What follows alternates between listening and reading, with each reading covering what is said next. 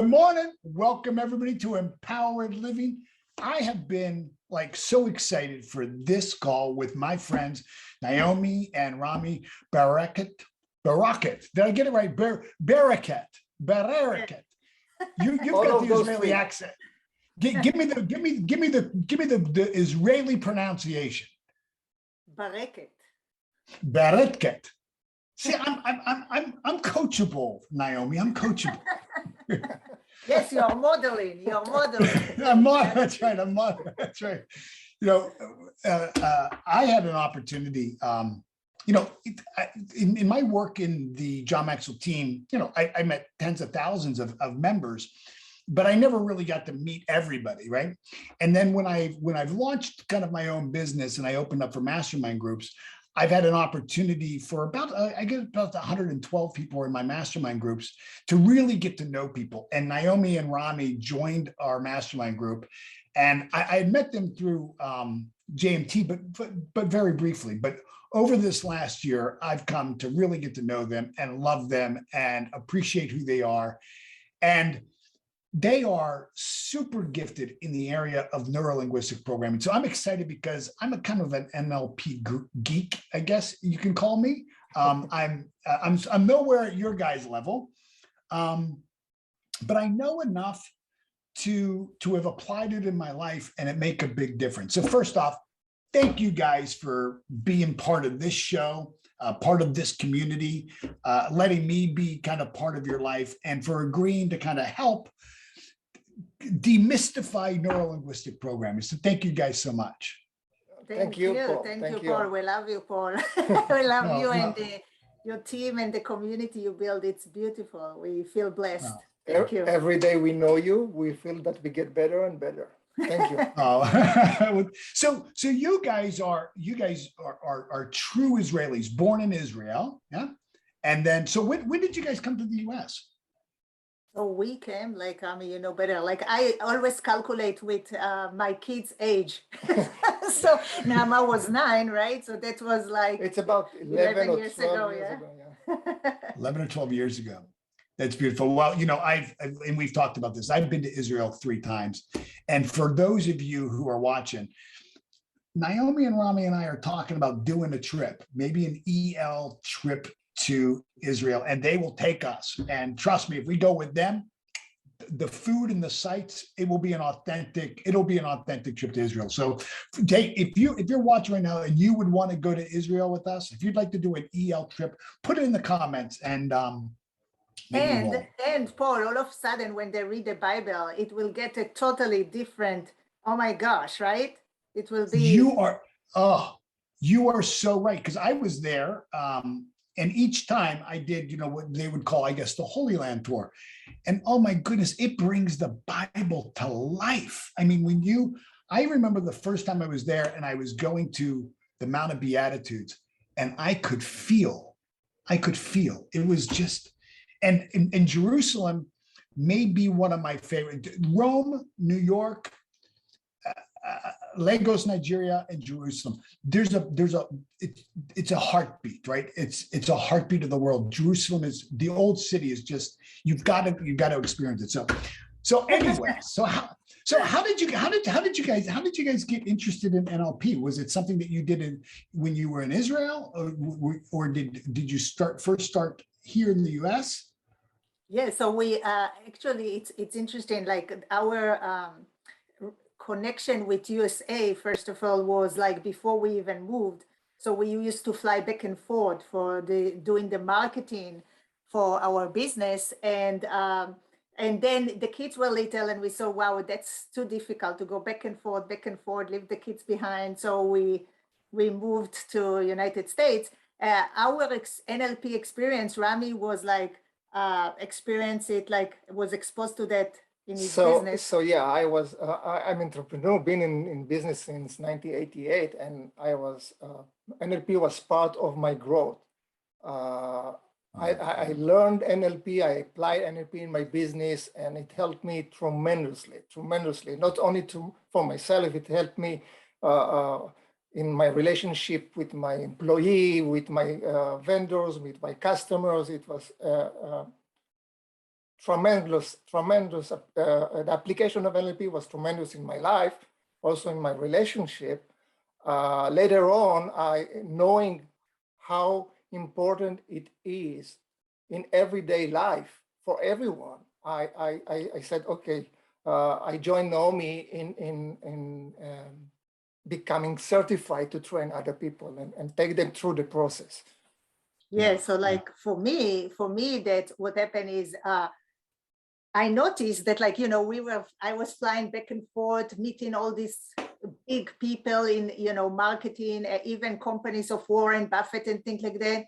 But let me tell you, I felt deep inside, I felt numb, like incongruent, like no alignment. I just do it, okay, because you're supposed to, because you want the money or you want this, or, but like deep inside in my soul, I felt numbness. Like I had to get out of bed. I had to, and I said, I need to kind of like search for what is my soul really want? What is my soul really wants? And searching, I said, it's all, you know, it's in the mind, it's in our brain. And I knew from the time I was like, visit my past, and I was like, I knew that, like, I always see light in people. You know, I always see the potential from the time I was little girl. Always, you know, people can fight around me and I always see light in them and like encourage them and saying like that. So I knew that that's something more that I want to look for. And I just turned the mind. I always was curious about the mind. So checked even about PhD, like about the brain and things like that. And then I said, you know what, I'm gonna take anything that has to do with breakthrough. So I went to many, many different training. And let me tell you, when it hit NLP, the neuro-linguistic programming, my life changed. All of a sudden, talking about Bible and visit and like Judaism or like religion, all of a sudden it came to life because it's like gave me this amazing breakthrough that like I didn't need to suffer to go through the breakthrough. And it's like, you know, you peel all those onion peels, right? And all of a sudden you are tapping into your real deep soul. It's unbelievable. My life changed. And let me tell you, I was so devoted. I said, I was mad. First, I was mad. Like I said, how dare they hide it from me? I remember myself pissed off and I'm like, what? Sure. And I was mad even of other people that didn't mention that to me. And I said, you know what? I'm so devoted and committed that I'll help as many people to bring out their light and tap into their soul and succeed in life, in business, in everything they do, in all aspects of their life. And I was at that moment devoted. So you have to understand, I'm like in another place and I called Rami and I said, I'm staying for that. I'm staying for that. I'm staying for that. I never come back. I'm like, I want it like to really merge it. And also when you did that, what happened is like, there are many things you don't like also, right? So there are things that I noticed that they did. And that's why I said, I'm going to go to all the offer that people offer in order to form my own style, because I'm my first value is God. Okay. And what happened is like, sometimes people think they are God there. Okay. Because they have the privilege of knowing those things, they look down at people who are not there yet. They even tell you, don't be friends with people who are not there yet, right? So like that's the message kind of thing. And if they put like the compassion and the empathy to the side, and it helps you program, but they put it on the side that I miss the human touch. Like if you come and talk to someone, it's like, you are in charge of your mind, therefore your results. Okay, this kind of toughness. And I said, but just because of that doesn't mean, that I have to give up on the real good tools that it does provide. You know what I mean? And I can bring, my style, my compassion style, my vulnerable style, and meet people and put them through that without looking down at them, without feeling that I know better than you kind of thing, I wish I could record the call that Nomi mentioned and play it back, but I have it in my head. I mean, so much passion, so much motivation, so much, she was so determined, unbelievable. Yeah. Well, it's funny because I look at NLP, neuro-linguistic programming, truly as a technology, because it truly is a technology. And I had a similar experience when of kind of like being pissed off. It's kind of like when you first understand, when you get a key of personal development, whether it's understanding the law of vibration or attraction for the first time, and you wonder, like, why didn't somebody teach me? I mean, people know this and they don't, and they hide it from people. And I think I experienced it. It's kind of like, you know, I remember when I was in 7th grade and they were teaching us to use a computer. And back then you had to type in HTTP and it was all DOS operated. And then all of a sudden Windows came, you know, and I'm thinking, you know, I was pissed off because I spent, you know, 3 years trying to learn HTTP and never got interested in the computer because it was too hard. And then all of a sudden Windows came and you could push a button and it was done. And that's what NLP does. And people, I think people just don't understand that it's a technology for breaking through the patterns of mental models that we create or are programmed within us in an instant, where you could go through other processes to have a breakthrough that could take you years. This is a process that in a very short period of time, you can apply one of the NLP principles and strategies, and it could challenge all, you know, it's the difference between you being aware of an assumption or an assumption having you, right? And there's a big difference in those two. And it's such a click. Why don't you kind of, so as I say, NLP is a technology, you guys nod, break down what neuro-linguistic programming is. Why is it NLP? Why that terminology? And before Rami, you know, Avi, you can share the terminology. When you said few things that it was very important. First of all, after you learn it, you're like, I can't believe I survived all these years without that. That's the feeling. Yeah. That's the feeling, right? And so like, I wrote to myself, you think about what you said, and Rami, maybe you can talk about the neuro-linguistic programming, expand them, and then I will go back to. Okay, so yeah, I love the use of technology. This is exactly how I will refer NLP to, and because when you think about it, our brain is made of systems. There are systems in our brain, and that the NLP technology allow us to not only understand the system and the relation between the system, also to make the best use out of the system. And I always say that, you know, you can only use technology to the degree you understand it. You can only use the language to the degree you understand the language. And us as human being, we have this gorgeous, tremendous, amazing, ever-made system, which is our brain.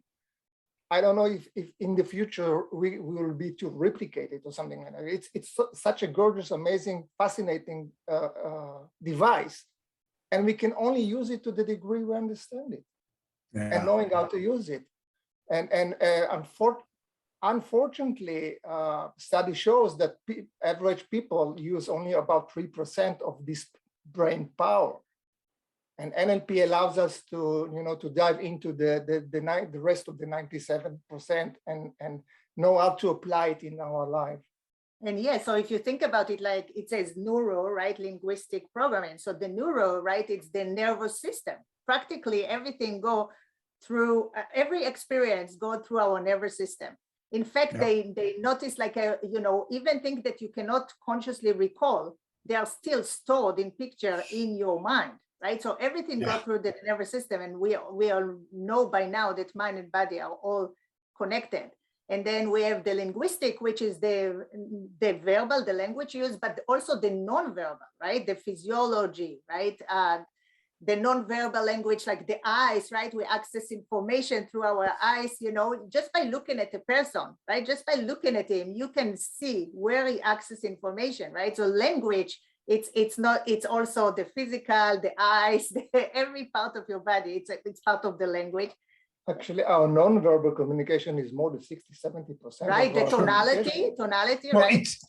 It's amazing, like when you're talking to somebody to see if they're lying. I mean, neurolinguistic programming in all of the military services, whether somebody looks up to the left or up to the right, how they're accessing different parts of their brain. When they're recalling the truth, they'll look up and to the left or the right, depending on, you know, how they framed that story in their mind. It's incredible. And when you understand this and you sit across from a person and you watch their eye movement, the shifts of their eye, the direction of their eye, I mean, it's so obvious. You wonder, how did I not know that? How did I not notice this before? And now you can't unsee it, right? You Right. cannot unsee it. And Right. programming, right? It's like coding, right? Think about it like we are pre-programmed, right? And like breaking this code and reprogram ourselves. And it's unbelievable. Like, and you, when you think, and that's what I wrote to myself before when you mentioned about the breakthrough. So we have a psychologist that studied with us. Okay. He said, you know, Naomi, I started to do the techniques on my clients. I get faster results, speediest result, and I must raise my price because I'm losing money. They used to come for 30 years. Now they're like, come for like 3 weeks or something. So he had to really recalculate, but it's unbelievable. The change is so. And talking about, like, if you think about business, for example, right? Like Duncan, right? Duncan is Duckling, right? So he was like, he wanted to get to 7-figure in his real estate. And he didn't realize about the eyes. He didn't realize basic thing. He knew basic rapport, but he didn't know that even the way we chunk, you know, like the rhythm of our talk of his client, or how many words they chunk, what is the favorite representation system? Are they more visual? He didn't realize all those things. So imagine what a world it opened in front of him, right? So no wonder we get all those testimonies, right, of people like their life changed, like they broke their income ceiling, and it's crazy good. It says, go ahead, Rami, I'm sorry. One thing that is amazing, if for example, I'm studying Kabbalah, the ancient Jewish wisdom, for 17 years now. And one of the things that Kabbalah says, that in order to receive the light, in order to receive abundance, all the energy that surrounds us, different law of universe, in order to receive it, you need to make yourself you need to prepare yourself as a vessel for it. And taking it to NLP is, there are so many strategies and methodologies and trainings, 3 steps to that, 7 steps to that, 5 steps to do that.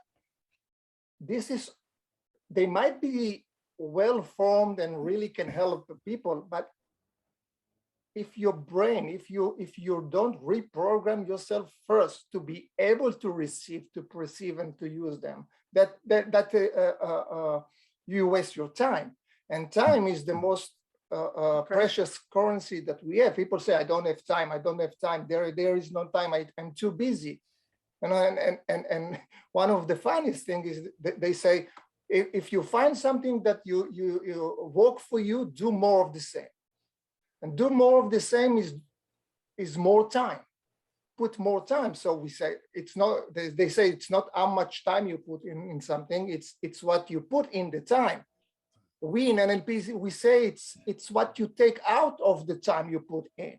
So if you can double, triple, quarter, 10 times your income, your results in half the time, that's fantastic. That's NLP. Yeah, and I think it's like when you meet somebody, them handing you a user's manual and saying, here's how I operate.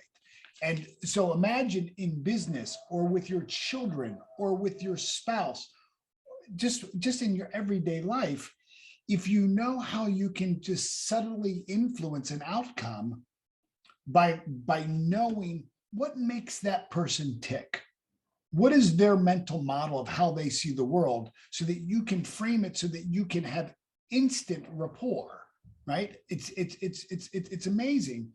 And I think, I think NLP has done a bad job at really marketing itself as a technology. I think they've made it almost like an exclusive club. I think there was an arrogance in the beginning. I think that's what you were talking about, Nami, is that there was an arrogance that it was a club that, you know, that they almost didn't want more people in. And I think that for a lot of people, they're intimidated by NLP. But what I found when I began to study, and granted, I had a very good teacher who taught me just a few things in the beginning that I could immediately apply. And I think that's one of the beautiful things. It's like in martial arts, you have to wait until you're a green belt until you can really begin to apply what you've learned. But in NLP, you can take a black belt strategy and give it to a white belt, and they can be as proficient as a black belt in 15 minutes using just that one piece. So in your programs, how do you demystify it? How do you make it easy for people to learn? Yeah, so think about it. When you talked, it's like came to my mind metaphor. Think about it like we live in our mind, right? So let's say I'm on Earth and I'm looking at the sun and I'm like, sure, the sun is spinning around the Earth, right? Because I'm on Earth. That's all I know. And I'm absolutely sure that I see the sun is spinning, okay? Right? So imagine that I have the ability to get out, right? Not stay in my limited mind that caused me so many conflicts in life, right? And if what we project outside and everything we see outside, it has to do with what internally, right? If I have internal conflict constantly, right, then I would see conflict outside. So imagine I go out of Earth and all of a sudden I see, oh, guess what? The Earth is actually orbit around the sun and around itself.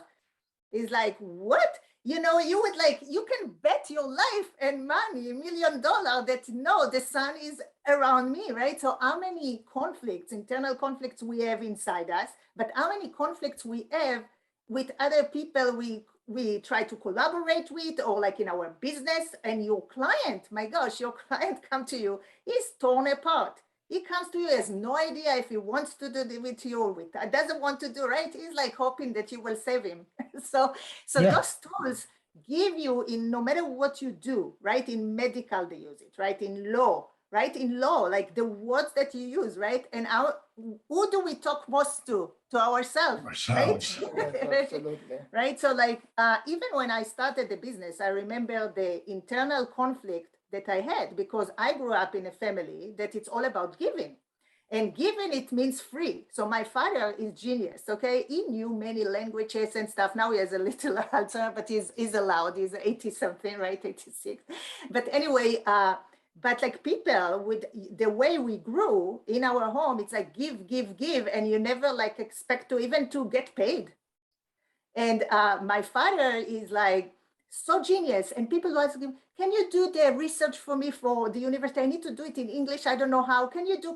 And he never asked them, and he was hoping that they will somehow, right? All those things. So I'm growing up like that. And in my mind, the links I have in my mind, that given equal free, that if I charge, then it's not giving. That's how I grew up, right? So imagine I'm building now my own business. I'm not working for another business as a marketing, right? That I just do what I need to do. I'm building my own business. And let me tell you, part of me wants to build a business. Business means to make money too, so the business can survive, right? Part of me is like, no, I have to give. No, you cannot charge. Okay, so like imagine going through this, and you think like you would go to psychology 30 years, you would go and in the panic attack become bigger instead of smaller because you reinforce it. I don't say that psychology is very important, especially after a trauma or something that you need to talk about, right? But like, if you really want to get rid of something, you don't want to exaggerate it and never end talking about the problem. You want to solve it once and for all, get it out. And so talking about like NLP, oh my gosh, let me tell you, when I did the process of part integration, right, that part of me, and I personify the parts, and I see my dad on one of my hand, my dad is like, give is free. And part of me was like, understand business, it needs to make money. When I got this congruency, and like what's fun about it is you break through, and it's unconsciously, it's like your body like release this toxicity from your blood.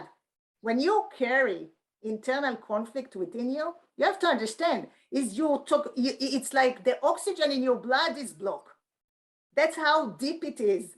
So it's not just like external for your success, but it doesn't let you, it block you from fully be, shine your light. And let me tell you, when I got this congruency, my gosh, with both parts, oh my gosh, it's all of a sudden you feel like you took a baggage of million years that you carry from generation to generation. And you feel that it's like, you're like, wow. Talking about the vessel that Rami said, my gosh, now I'm ready to get all the light. Yeah. So Paul, you mentioned about how we make it, something that sounds so profound, how we make it easy and simple. And my son was 9 years old, and he came from school and he said, and he was hearing us, talking NLP, teaching NLP, helping people. He came from school and he said, hey, I used NLP today. And we say, how come? What was the thing? And he said, one of the girls kept crying and crying and crying and crying. So I used NLP technique. I said, you really? What was that? He said, well, I talked to her subconscious mind. And I said a few things, and then she said, it's not working. And I said to her, but you stopped crying. She said, oh yeah, true. And so even 9 years old can take the techniques and the tools from NLP just from listening behind the door. Imagine what a person in our classes can do. Talking about that, my son in the university called in and he said, hey, can we help, can you help my friend is like he caring too much what people think of him, right? So they love magic. People love magic because people don't want to, why people ignore the problem is because they don't want to go through the pain. So that's the fun part. You don't need to go through the pain. That's the fun part. It's like just release. It's fun. It's not like, talking and make the pain even worse and like relieve the memory, relieve this memory of abuse or whatever it is. No, it's like, listen, as Rami said, time is precious. You don't want like the less you let go, the less your future will shine. So it's fascinating. And like, I'm sure like for the people who don't know, it started in California, actually, in Santa Cruz, in the university, by two guys, one grinder and one bundler. One is from like more mathematician and things like that. He likes to see pattern. And grinder is more linguist. And they said, we only want to learn what works. We don't care about what doesn't work. We don't care about like labeling, right? People, oh, he's dyslexic, or he has ADHD, right? Like he has all those things that like so-called labeling just because the teacher has one strategy to teach in the class, right? So they said, no, we're gonna model everything like how is the spelling bee, like the spelling guy that like really do so well in those competition, how does he do? And I want to do exactly the same. So it's like modeled only what works, and they modeled a lot of I would say model excellence. Excellence, right? Right. And they modeled Erickson, right? Milton Erickson was a hypnotherapist that like, it's like, and psychotherapist, and people didn't say how come he gets such an amazing result. And also Virginia Satir, that she's more like from the family psychology world. And they got result. Finally, someone who has like trauma for years, right? Went to other resources, couldn't find the solution. And he goes to this NLP thing, and all of a sudden it's gone. All the thing that is like just like evaporated. So and that's what I love about it. It's like you look at the people, everything we do, and you always say that, Paul, right? Everything we do, there is a structure behind it, right? There is like, right? Even you said in the class, like where you sit now, you have strategy behind it, right? Where you sit in, right? Like where you sit when you come to a conference, right? And things like that, right? Everything, like the way we brush our teeth, right? Everything we do. So how nice is like to go back and see where in my strategy, what strategy doesn't work, what strategy I want instead that will help amazing. And sometimes it takes one little change. It doesn't, you don't need to change your whole world for that. It's like we will take what you're good at, right, and make it even better, or take something that you are almost good, but it's almost, you know, like people have strategy, for example, if you think about it, people have a strategy. Some people never start, okay? Some people start, but never continue. Some people never know when to end. They never know when to exit. And I thought about it, like when we teach strategy, I thought about it like, that I didn't have strategy to study when I'm thinking about it, like, because when I had to study for a test, I didn't know when to end studying.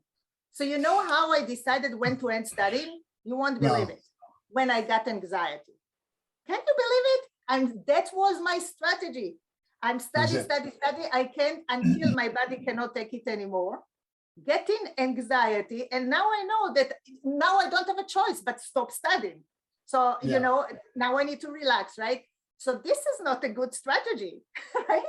Or like, you know, the client that is strategy, okay, to get things done and productive, in order to get things done, it needs to get angry, okay? Otherwise, it doesn't get things done. But guess what happened? After he's angry that he was angry, okay? So apparently this strategy doesn't work, but listen, he was still productive. So let's go back and visit what is your strategy and how can you'll still be productive despite, without getting angry, or at least don't get angry about being angry. Okay, right? So you can revisit and like break the strategy, see where can I install one more thing that he needs to tap to, right? One more thing. For example, if someone is compulsive shopper and she just see, but feel, buy. And then she's like, most of it needs to return, right? So think about it, right? All she needs is one more. She still see, okay? She still feel, but she needs something between. So she doesn't exit too fast. All she needed between is like the self-talk. Do I really need it? Do I really want it? But it's one thing to understand it. It's another to install it. To apply next time when she goes shopping. Installing means create neurological pathway. Right. And that's the programming part. Yes. Yeah, and that's the next time she goes, she tells you, oh my gosh, I just buy what I need or what I want, and I don't overbuy, because she has one more thing in her strategy, right? One thing that she knows, and it's like already installed, that she doesn't need to like repeat and reframe it. No, it's in your, that's it. That's how your automatic now behave. It's your new behavior. I think for most people, the way I've described it is, you know, how we do everything is a learned model, right? And so we either were taught it, somebody taught us. Sometimes we download, right? Sometimes we become inspired, and that becomes our pattern. Sometimes we watch other people, but how we do, and I mean everything, like you said, there's a model that we have. There's a framework that we have for how we make decisions, how we communicate, how we brush our teeth, comb our hair, everything. And some of those things serve us, some of those things don't. And what neurolinguistic programming did for me was it allowed me to find those things that I didn't do with excellence, as you said, Rami. And I could look at this and you could begin to tweezer them out, like slow, like take the activity and really slow it down. It's where I came up with this idea of observational thinking, and really look at it and say, what part of this serves me? What part doesn't? And how can I eradicate the part that doesn't serve me and put in a new program, a new system, a new strategy? And so when we think of NLP, in next week, when we come back, I want to talk about, so, you know, you think about what we've talked about. We talked about installing, we've talked about programming, we've talked about modeling, we talked about integration, right? And systems. These are all pieces. Mirroring is another one, right? These are all pieces of neurolinguistic programming. And then what we're going to do is we're going to come back next week and we'll talk about maybe 3 or 4 of these things. We'll ask them to share a couple of strategies. And I think, Rami, you're actually going to take me through an NLP process next week, yeah? I will. I will Okay. take you and the viewers. Yeah, it will be fun, amazing, and mind blowing.